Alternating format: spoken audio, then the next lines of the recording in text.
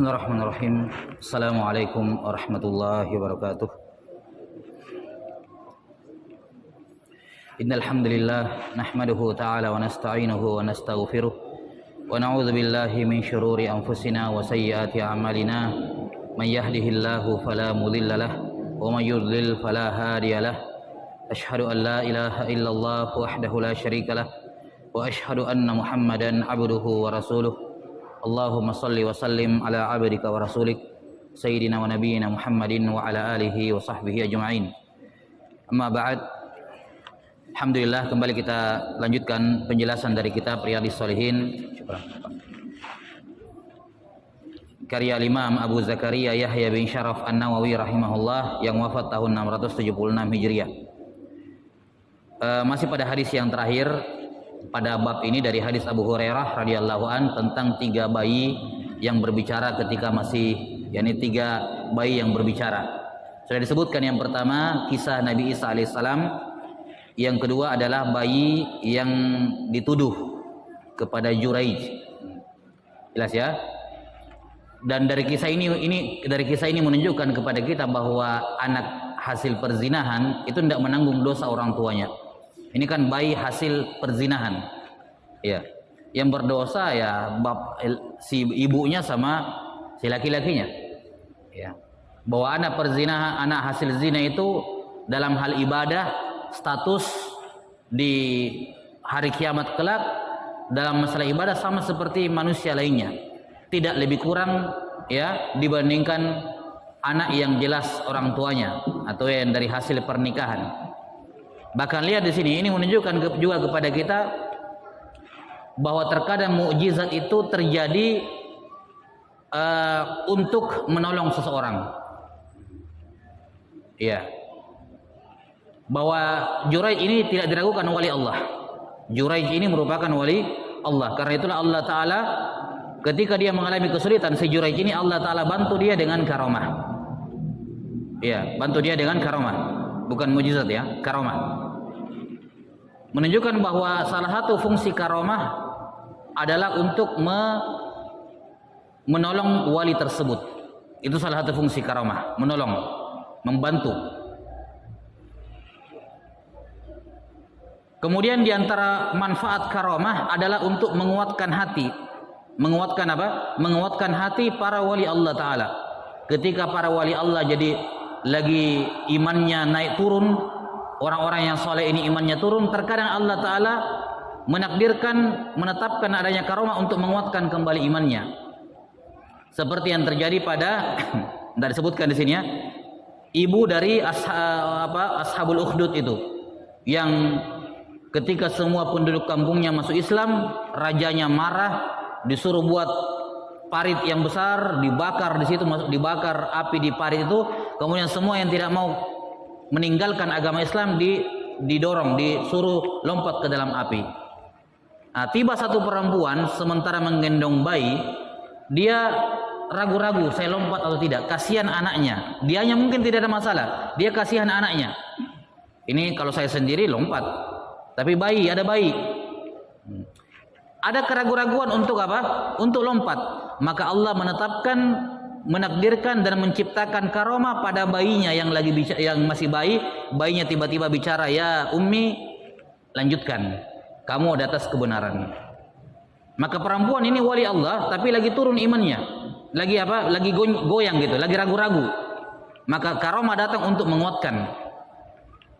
Karena itulah karomah itu bukan pertanda iman orang lebih sempurna dibandingkan yang tidak punya karomah. Enggak sama sekali, karena fungsi karomah itu bermacam-macam.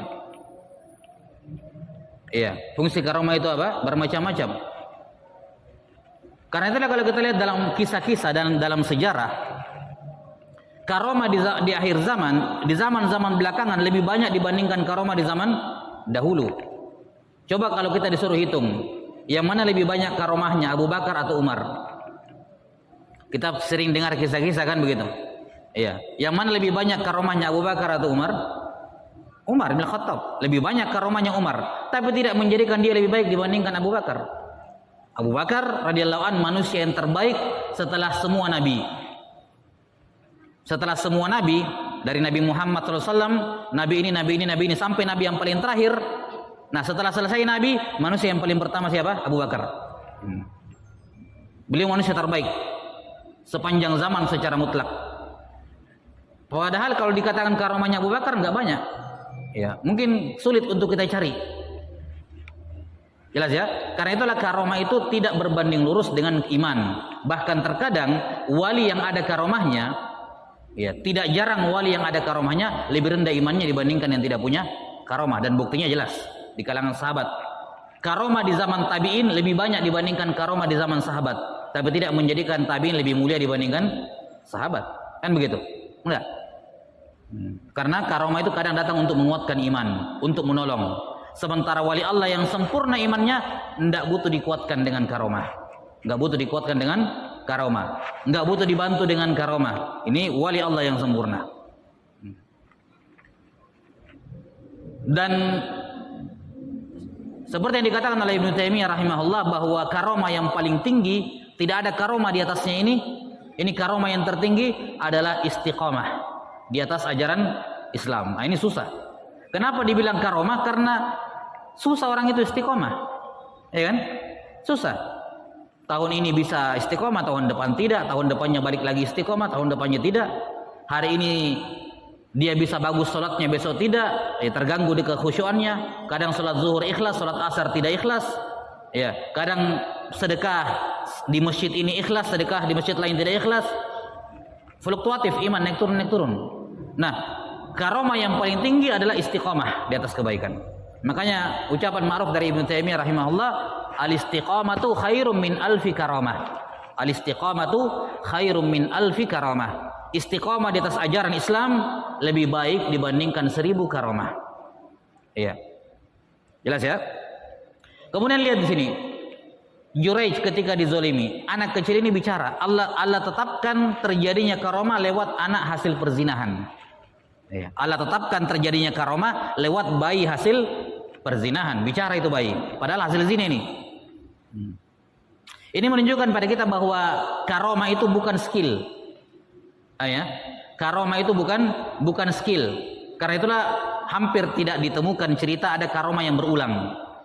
Karena dia bukan skill. Dia itu Allah membuat itu terjadi pada dirinya tanpa dia maui. Itu karomah. Misalnya ada orang ketabrak mobil, ini kalau normalnya ini mati, tapi ternyata cuma lecet-lecet dikit, itu bisa dikatakan karomah, karena kejadian luar biasa gitu, itu karomah.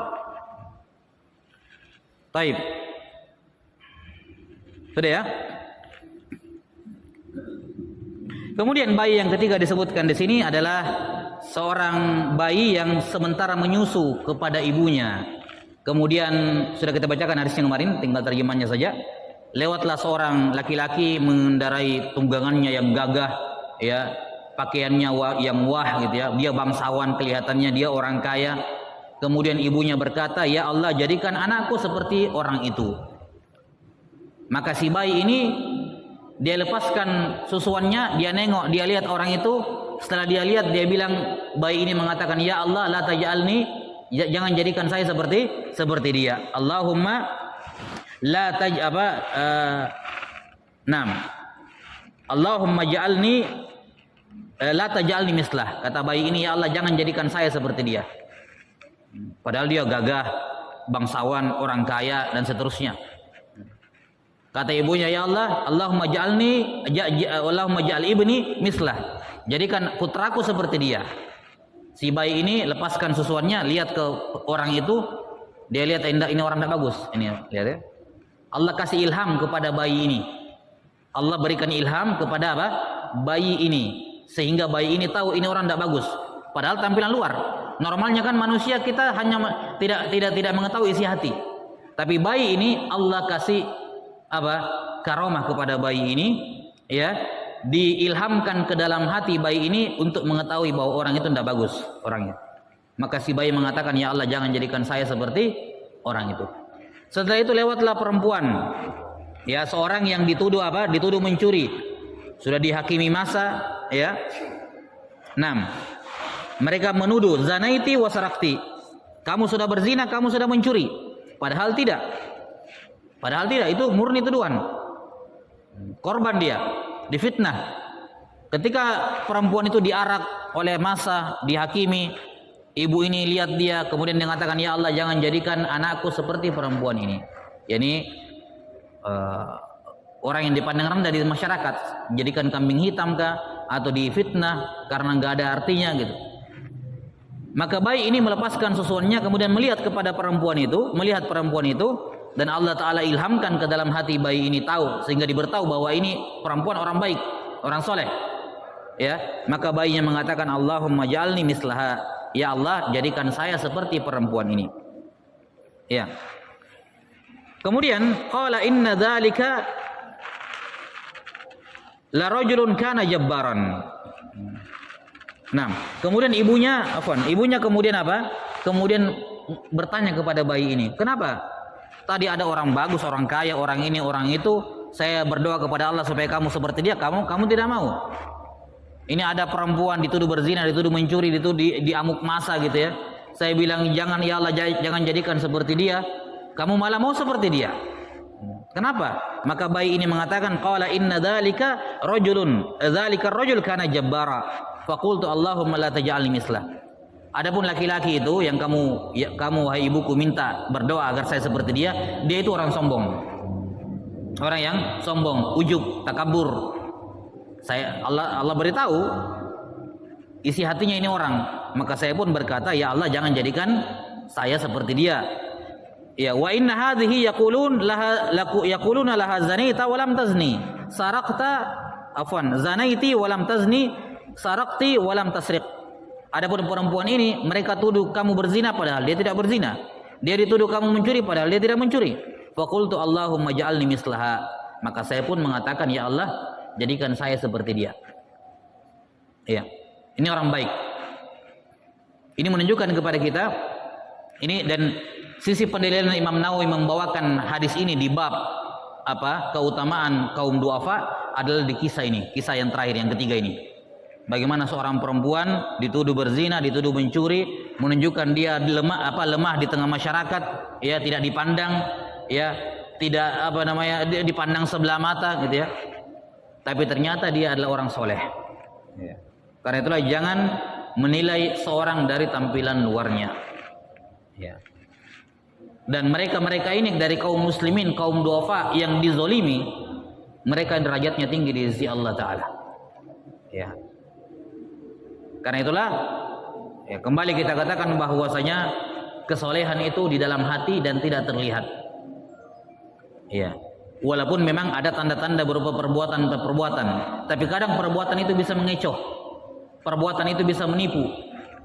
Ya, maka yang jadi patokan ya adalah apa yang terdapat dalam hatinya. At-taqwa hahuna, kata Nabi SAW menunjuk ke dadanya. Takwa itu di dalam hati.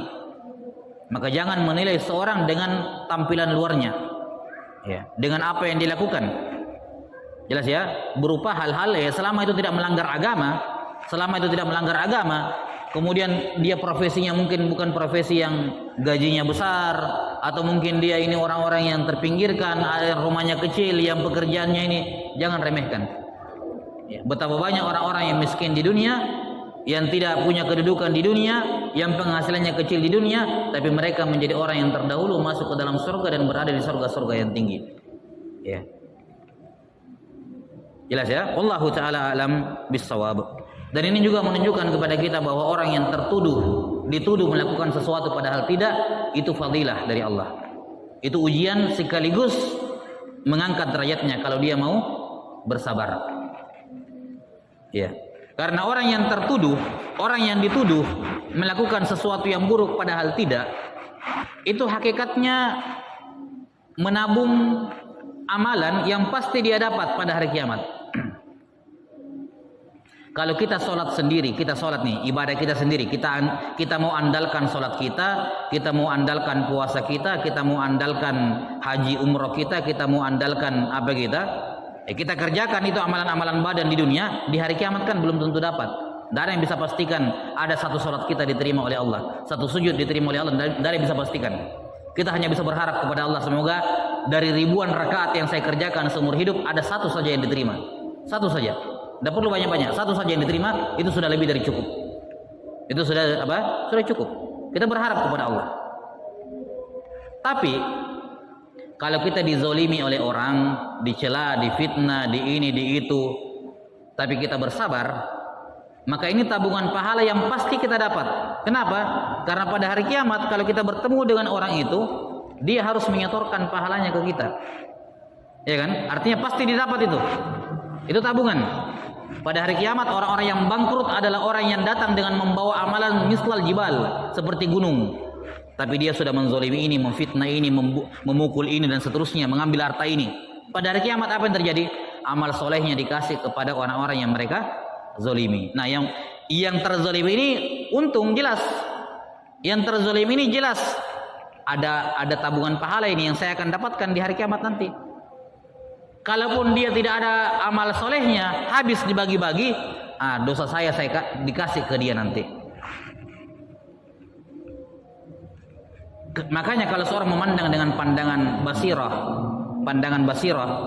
dengan hati yang memahami bagaimana hakikat ajaran Islam itu, orang kalau dizolimi, tidak salah kalau kita bilang kalau ada orang dizolimi dia senang. Itu hakikatnya orang. Itulah hakikatnya orang bertauhid. Hakikatnya orang yang melihat sesuatu dengan apa? Dengan mata hatinya. Ketika dia dizolimi orang, dicela orang, dia bergembira dengannya. Gembira luar biasa. Iya, luar biasa gembiranya. Karena tabungan ini, apa lagi? Bahkan tidak salah kalau misalnya celaannya, kezolimannya berhenti, dia mungkin sedih, aduh terputus pahalanya. Itu pandangan orang yang bertakwa. Karena itulah kita lihat ya, Nabi Muhammad SAW adalah manusia yang tidak pernah membalas kezoliman yang ditujukan kepada pribadi beliau. Beliau hanya membalas kalau masalah agama. Agama kamu lecehkan, dibalas. Kamu melanggar agama, dihukum. Tapi kalau diri pribadi beliau tidak pernah beliau membalas dendam, tidak pernah beliau menuntut. Itulah yang menjadikan beliau menjadi manusia yang paling banyak pahalanya. Semua orang yang menzolimi beliau, pahalanya akan mengalir kepada Nabi Muhammad SAW.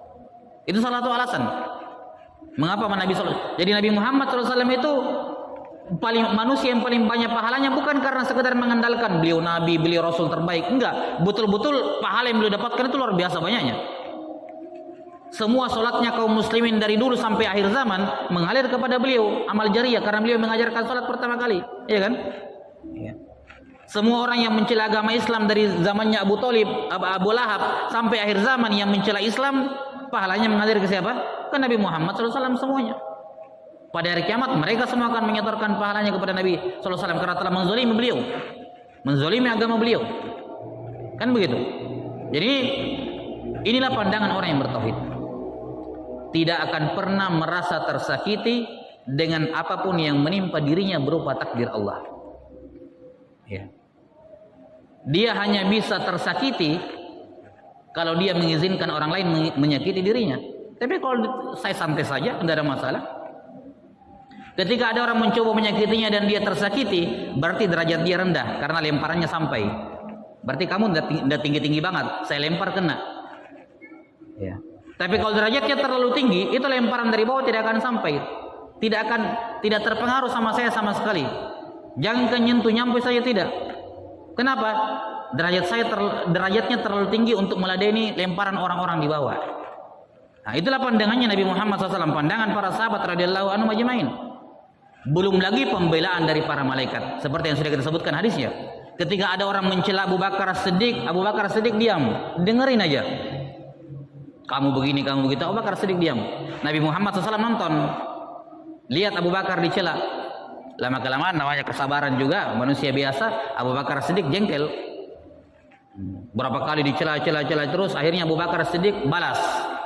Setelah balas Nabi SAW tinggal, tidak asik lagi ditonton. Maka Abu Bakar mengatakan, ya Rasulullah, tadi saya diserang terus, Anda tontoni saja, gitu. Tidak bela. Giliran saya bela, Anda tinggalkan. Katanya, tadi pas kamu diam saja, dicela, difitnah, di ini, di itu, kamu tidak balas, malaikat yang membalas. Malaikat yang membalas, malaikat yang membela kamu. Tapi ketika kamu sudah mulai membela dirimu sendiri, malaikat tinggalkan. Ya, jadi beliau melihat malaikat yang membela Abu Bakar Siddiq. Nah, inilah, dan ini perhatikan, semua takdir dari Allah Ta'ala yang baik maupun yang buruk, semua yang turun dari Allah, mau itu syariat maupun musibah, semuanya adalah jalan untuk menaikkan derajat. Ya kan? Sebagaimana sholat bisa menaikkan derajat, zakat menaikkan derajat, ya, semua amalan-amal soleh bisa menaikkan derajat, maka musibah juga menaikkan derajat, termasuk di dalamnya semua celaan, cibiran, ya, fitnah, kezaliman yang ditujukan kepada kita, ini semua merupakan peluang untuk menaikkan derajat. Caranya apa? Sabar, terima. Sabar, terima. Kalau celaan itu masih mengarah kepada pribadi dia, santai saja. Lagi pula apa yang kita mau bela dari diri kita? Setelah Allah, kita yang paling tahu tentang bobroknya diri kita. Apa yang kita mau bela dari diri kita? Ya. Seperti yang dikatakan oleh Syekh Muqbil rahimahullah ketika ditanyakan kepada beliau banyaknya orang-orang yang mentahdir ataupun memfitnah dan seterusnya. Ya, kata beliau, adapun kami ini manusia yang hina, apa yang kami mau bela dari diri kami pribadi? Ya. Silakan mereka mengucapkan apa yang mereka maukan kepada pribadi, yang penting jangan masalah agama. Jangan celah agama, jangan mencoreng agama, jangan mencemarkan nama baik agama. Tapi kalau cuma masalah pribadi mau dihina, ya memang saya orang hina. Untuk apa saya membela diri sendiri? Memang saya banyak dosa. Kalau kamu sebutkan 10 kesalahan saya syukur. Karena sebenarnya saya punya 100 kesalahan. Yang 90 kamu nggak tahu. Makanya seperti disebutkan oleh sebagian ulama dalam manzumah tentang adab, bahwa sebenarnya orang yang mencela kita itu memuji kita. Sebenarnya orang yang mencela kita itu apa? Hakikatnya adalah pujian kepada kita. Kenapa? Karena ketika dia menyebutkan keburukan kita, kita punya 100. Dia cuma sebut 10. Itu baik atau tidak? Misalnya nih, saya mau cela antum. Saya tahu kesalahan kamu 10, saya sebut 1. Baik saya baik atau tidak? Baik. Kalau saya jelek saya sebutkan 10-10-nya. Kan begitu ya? Tapi kalau saya sebut 1 itu baik. Jelas ya? Maka hakikatnya orang yang mencela kita dengan celaan, terserah itu benar atau tidak, itu tidak akan membuat membela diri, mengangkat diri, tidak akan membuat diri kita menjadi baik. Membela diri, mengangkat diri, mengatakan saya ndak kayak gitu, itu tidak membuat diri kita menjadi mulia. Iya. Ma tawadha'a ahadun illa rafa'ullah. Caranya untuk naik derajat supaya tidak selevel dengan yang mencela adalah apa? Tawadhu dan bersabar. Tidaklah seorang merendahkan dirinya kepada Allah kecuali Allah Ta'ala akan mengangkatnya. Ya. Tapi kalau sudah bawa-bawa agama, lain lagi masalahnya. Nabi SAW orang yang paling ketat dalam membalas kalau masalah agama. Tapi kalau masalah pribadi tidak pernah. Beliau SAW diracuni. Beliau hampir mati. Bahkan penyebab beliau meninggal racun ini. Penyebab beliau meninggal itu gara-gara racun yang beliau makan di perang Khaybar itu. Bukan cuma beliau yang makan, ada beberapa sahabat makan racun itu, kambing beracun itu dan meninggal. Akhirnya apa? Perempuan Yahudi yang meracuni ini dihukum mati. Tapi dihukum matinya bukan tuntutan beliau, tuntutannya keluarganya sahabat yang meninggal itu. Jadi kisos. Adapun beliau tidak nuntut sama sekali. Jelas ya? Beliau tidak nuntut sama sekali. Ketika pembunuh paman beliau Al-Abbas, yang terbunuh di perang Uhud, Hamzah bin Abdul Muttalib, ya, radhiyallahu ta'ala. Ketika terbunuh di perang Uhud, ya, oleh kaum musyrikin, yang kaum musyrik, seorang musyrik ini saya lupa namanya, dikasih hadiah besar oleh istrinya Abu Lahab, ya, karena telah membunuh Hamzah. Belakangan orang ini masuk Islam dan bagus Islamnya. Bagus menjadi sahabat Nabi SAW. Ya. Tapi beliau tidak sakit, tidak kemudian melakukan tindakan-tindakan yang menunjukkan beliau membalas dendam gitu, enggak sama sekali. Ya. Yes, ya. Banyak sekali momen-momen di mana Nabi SAW tidak membela diri beliau. Seperti yang sudah berlalu, ada orang Yahudi mengatakan, "Assalamualaikum, wahai ya Muhammad, semoga kamu mati wahai Muhammad." Ya, as-samu, dia tidak bilang assalamu, dia bilang as-samu. Sam itu al-maut, semoga kamu mati. Apa kata Nabi? Waalaikum. Istrinya enggak terima didengar. Kata Aisyah, kamu yang assalamualaikum, kamu yang mati, kamu yang dilaknat, kamu yang ini. Kata Nabi SAW, tenang wahai Aisyah, jangan berkata kasar gitu. Ya Rasulullah, tidakkah engkau dengar apa yang dia bilang? Kata Nabi SAW, kamu tidak dengar apa yang saya balas?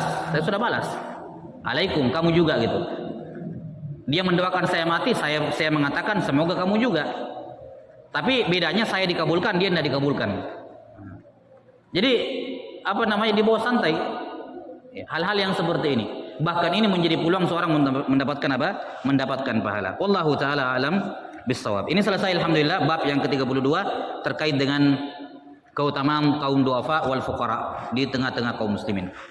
Qala rahimahullah pada bab yang ke-33, babu mulaqafatil yatimi wal banati wasairi dha'fati wal masakin wal munkasirin wal ihsani ilaihim wasyafaqati alaihim wat tawadhu'i ma'hum wa khafdil janahi lahum. Bab anjuran atau kewajiban untuk berlemah lembut kepada anak yatim, satu, kepada anak-anak perempuan dan semua kaum duafa dan al-masakin serta orang-orang yang al-munkasirin, orang yang patah hatinya dalam hal dunia. Yani lihat orang miskin, lihat orang kaya punya ini punya itu, aduh kita setengah mati makan saja, itu al-munkasirin. Orang yang sakit hati bukan dalam konotasi yang negatif ya. Sakit hati maksudnya ya pengen juga atau begitu ya. Itu maksudnya munkasirin. Bukan dalam konotasi yang negatif, iri dengki, enggak. Ya. Jadi kewajiban untuk mengasihi, menyayangi, berlemah lembut kepada anak yatim, kepada anak perempuan, kepada semua kaum duafa wal masakin wal munkasirin. Kewajiban berbuat ihsan, berbuat baik kepada mereka, menyayangi mereka, tawadhu di depan mereka dan menyayangi wa khafdil janahi lahum, yani tawadhu, merendahkan diri di hadapan mereka. Ini jelas hubungannya dengan bab sebelumnya ya. Karena Allah menyuruh mereka, karena mereka orang-orang lemah ini, kaum duafa, anak yatim, anak-anak perempuan, ini kan makhluk-makhluk Allah yang lemah. Ya, makhluk-makhluk Allah yang lemah. Ya. Mereka memiliki keutamaan di sisi Allah, maka orang-orang yang kuat diperintahkan untuk menyayangi mereka, melindungi mereka, ya, berbuat baik kepada mereka, tawadhu kepada mereka. Nah, ini hubungan bab ini dengan bab sebelumnya. Beliau rahimahullah membuka bab ini dengan 4 ayat. Kata beliau, qala ta'ala wakhfid janahaka lil mu'minin. Rendahkanlah dirimu wahai Muhammad di hadapan orang-orang yang beriman. Iya. Orang-orang beriman di sini umum. Ya, masuk di dalamnya anak-anak yatim, ya, kaum muslimah, anak-anak perempuan dari kalangan kaum muslimin, kaum duafa dan seterusnya. Disuruh Nabi Muhammad SAW disuruh untuk merendahkan diri beliau kepada mereka, yakni rendah hati kepada mereka, jangan sombong. Jangan ada sekat antara kamu wahai Muhammad dengan orang-orang beriman. Yang kalau orang beriman mau datangi kamu harus lapor dulu, harus ini dulu, harus itu dulu, banyak yang mau ya, atau kayak kamu tuh kayak terlalu tinggi di atas, orang terlalu sungkan datang ke kamu gitu. Ya, ada masalah, aduh, mau datang ke Nabi nggak enak gitu, kayak terlalu jauh jaraknya antara Nabi dengan orang. Jangan seperti itu. Posisikan dirimu berada di tengah-tengah mereka. Itu maksudnya wakhfid janahaka lil mu'minin. Dan inilah yang menjadi sebab mengapa banyak orang-orang yang menerima Islam di zaman Nabi SAW, dan orang yang masuk Islam karena melihat perilaku akhlak Nabi SAW dan para sahabat itu lebih banyak, jauh lebih banyak dibandingkan orang yang masuk Islam gara-gara melihat mukjizat. Jumlah orang yang masuk Islam karena melihat mukjizat Nabi sedikit, nggak banyak kalau mau dibandingkan orang yang masuk Islam karena melihat akhlak Nabi SAW dan para sahabatnya. Nah, maka ini perintah kepada setiap orang-orang yang memiliki kekuasaan, kepada setiap orang-orang yang memiliki ilmu untuk merendahkan dirinya, bergaul dengan orang-orang yang beriman, ya, supaya dia tidak ada sekat dengan mereka, mudah dijangkau, mudah didatangi, mudah ditanyai, ya, mudah dimintai pertolongan karena dia pemerintah dan seterusnya. Wa qala ta'ala wasbir nafsaka ma'al ladzina yad'una rabbahum bil ghadati wal 'ashiyyi yuriduna wajhah wa la ta'du 'ainaka 'anhum turidu zinatal hayatid dunya. Dan bersabarkanlah dirimu wahai Muhammad, sabarkan dirimu, karena ketika engkau bersama dengan orang-orang yang kamu dakwai, itu tindakannya orang-orang yang kamu dakwai itu random, tidak semuanya orang baik, enggak semuanya orang sudah baik, ada orang yang baru mau baik, ada orang yang memang tidak baik. Ya, lihat di sekitar Nabi SAW semua jenis manusia ada, dari para penentang, orang-orang munafik yang bersembunyi, orang yang paling taat, ada orang yang lugu, ada orang Arab Badui gitu ya. Semua jenis manusia ada di sekeliling Nabi SAW dan semuanya cocok dengan Nabi SAW, masuk dengan Nabi SAW. Nah inilah yang paling sulit. Ya. Ini yang paling sulit. Karena ini yang seperti ini namanya hikmah. Ya. Yu'til hikmata yu'til hikmata man yasha wa man yu'tal hikmata faqad utiya khairan katsira. Hikmah semacam ini hanya diberikan kepada orang yang Allah maui, tidak semua orang dikasih. Tidak semua orang yang berdakwah menyebarkan Islam itu Allah kasih hikmah, tidak semua. Hanya kepada orang yang Allah kehendaki. Tapi siapa yang dikasih hikmah oleh Allah, maka sungguh telah diberikan kebaikan yang sangat besar. Iya. Maka karena yang kamu hadapi ini random orangnya, macam-macam tindakannya. Pernah datang orang Badui, datang tiba-tiba langsung tarik kain yang beliau sematkan diikatkan di leher ya, langsung ditarik sampai merah leher beliau. Diladeni, tar Nabi SAW turun diladeni, tanya apa, ada apa? Nggak marah. Ada tiba-tiba orang Arab Badui masuk di Masjid Nabawi pergi kencing. Ya. Tindakannya macam-macam. Ada orang yang sangat pemalu seperti Utsman bin Affan yang para malaikat saja malu kepadanya. Ada orang yang sangat temperamen seperti Umar bin Khattab. Ada orang seperti Abu Bakar, ada seperti Abdurrahman bin Auf, macam-macam di sekitar Nabi SAW. Sabar kamu menghadapi mereka semuanya. Suruh sabar. Bersabarlah engkau wahai Muhammad bersama dengan orang-orang yang sabarkan dirimu bersama orang-orang yang berdoa, beribadah kepada Tuhan mereka di waktu pagi dan petang seraya mengharapkan wajah Allah. Jangan kamu palingkan pandanganmu dari mereka kepada orang-orang yang punya harta dunia karena kamu menginginkan dunia. Ya. Kita tahu bagaimana Nabi Muhammad SAW ditegur, abasa wa tawalla. Kenapa? Beliau lagi mendakwai orang-orang kaya, datang Abdullah bin Ibnu Ummi Maktum yang buta, anja'ahul a'ma. Beliau merasa terganggu. Ya, kamu kan bisa tiap hari bertanya sama saya, ini orang kaya ini, kalau masuk Islam ditegur Nabi SAW, nggak bisa seperti itu. Ya, dakwah tidak boleh diskriminatif. Hanya mendahulukan orang-orang kaya, orang-orang yang punya duit, ya, yang amplopnya lebih tebal, ya, yang inden itu yang fasilitasnya ini. Jangan. Lihat siapa yang lebih butuh untuk menyucikan dirinya. Ya. Siapa yang lebih butuh kepada yang menyucikan dirinya, perhatikan dia. Jangan palingkan matamu dari mereka kepada orang-orang yang memiliki kedudukan, harta dan seterusnya hanya karena kamu dalam hatimu terbersit keinginan untuk mendapatkan seperti mereka, bagian dari harta mereka. Karena itulah hakikat zuhud bukan orang yang miskin, bukan orang yang tidak punya apa-apa. Orang yang zuhud yang sebenarnya adalah orang yang kalaupun dia punya dunia cuma sampai di tangannya, tidak masuk ke dalam hatinya. Ya. Harta itu cuma di tangannya doang, tidak bisa masuk ke dalam hatinya. Itu zuhud. Ya. Jelas ya? Adapun orang yang miskin, tidak punya apa-apa, tapi hatinya berhasrat luar biasa ingin dapatkan harta, itu bukan orang yang zuhud. Ya. Sampai-sampai seperti ini, mengorbankan hal-hal yang penting. Maka Nabi SAW mengatakan, sabarkan dirimu pada mereka-mereka yang berdoa, beribadah kepada Allah di pagi dan petang, dan jangan palingkan wajahmu dari mereka hanya karena ingin mendapatkan bagian-bagian duniawi. Baik, wallahu taala alam bissawab. Ini jelas, dan ayat ini sudah berulang ya di bab sebelumnya terkait dengan anjuran keutamaan orang-orang yang dhaif, kaum du'afa di tengah kaum muslimin. Baik, masuk ya. Naktabi hadzal qadar wa ilmu indallah. Nasallallahu ta'ala yu'allimana mimma yanfa'una wa yanfa'ana bima 'allamana innahu waliyyu dzalika wal qadiru alaih. Subhanakallahumma bihamdik asyhadu an la ilaha illa anta astaghfiruka wa atubu ilaik. Alhamdulillahirabbil alamin. Assalamualaikum warahmatullahi wabarakatuh.